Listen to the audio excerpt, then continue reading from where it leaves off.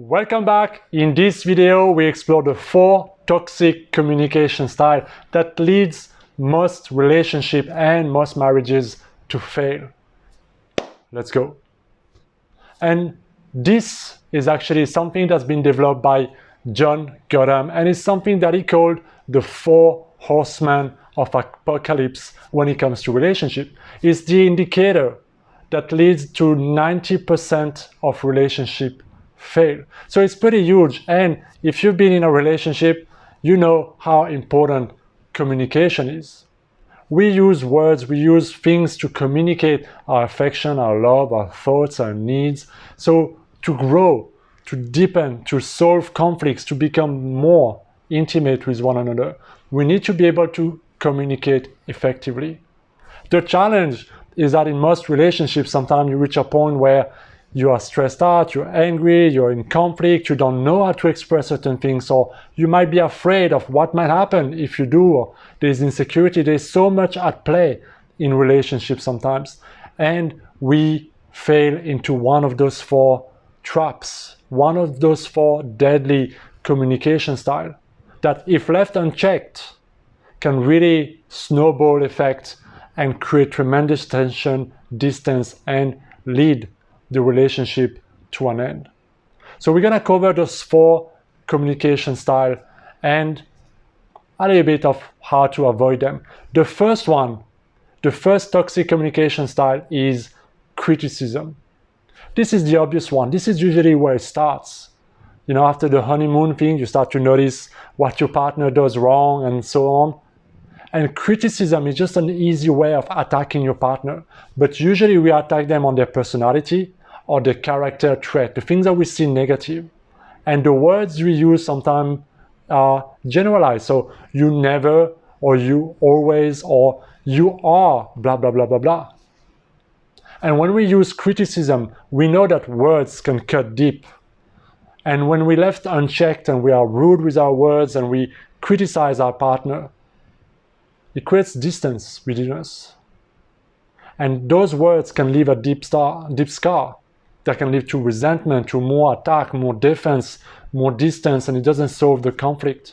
Now, of course, criticism is not to be confused with maybe complaining about something that happened, because you do want to bring out issues, you do want to communicate those issues.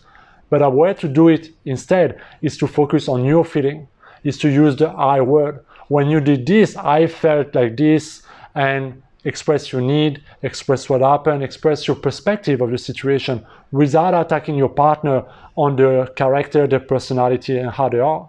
Because whenever you attack another person, you bring out another reaction, whether they become they attack you back, or they become defensive. The challenge with criticism is that if we leave it unchecked, it can quickly snowball into resentment, into anger, into lashing out, and into contempt.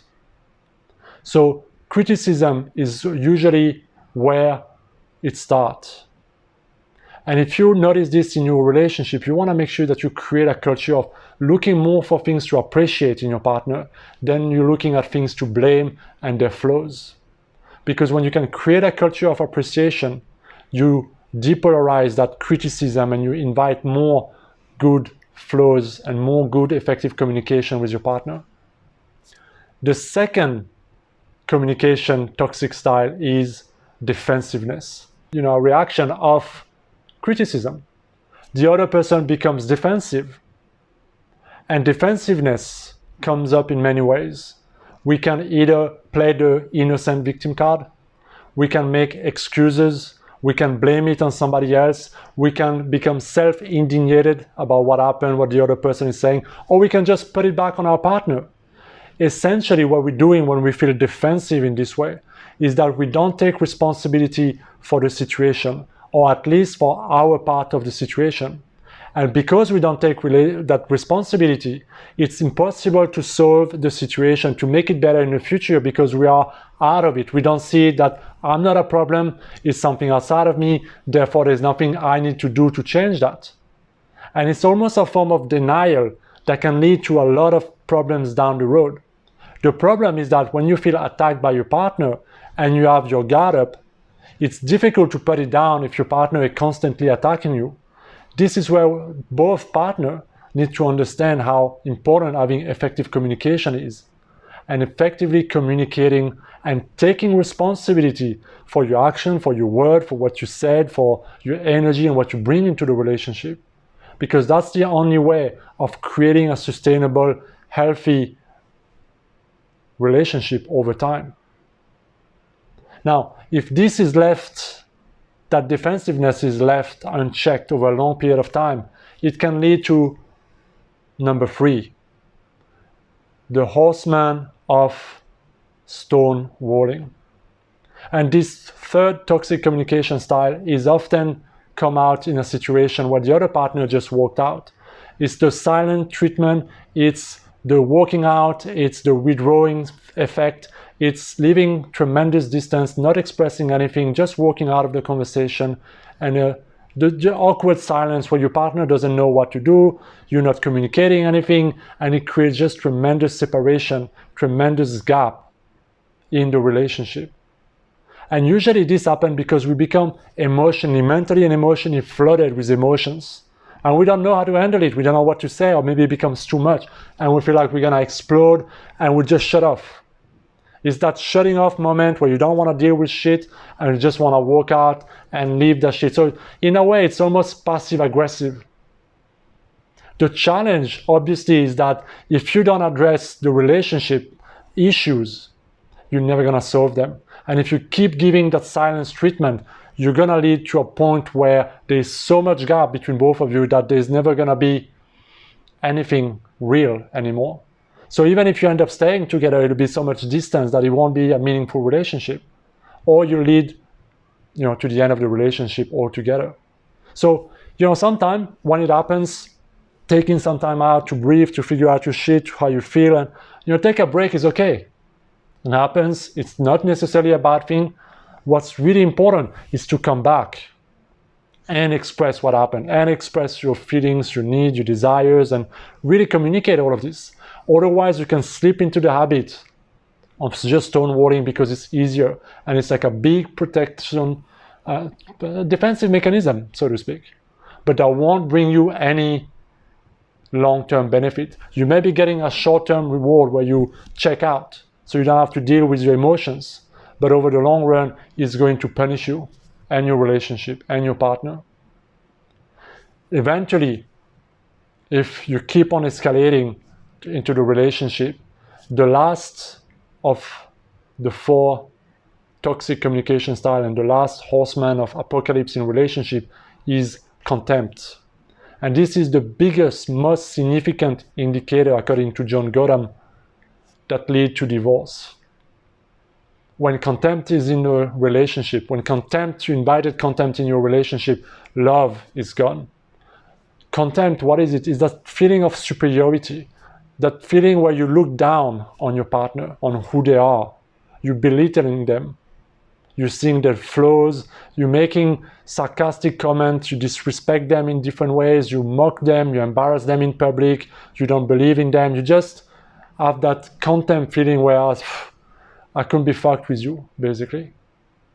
It's very difficult to recover a relationship where you allowed yourself to get into contempt because you're so far off. There's so much distance, so much hurt, so much emotion buried between how you started and where you are now, that if you don't address, it's only gonna lead to one thing, which is the end of the relationship.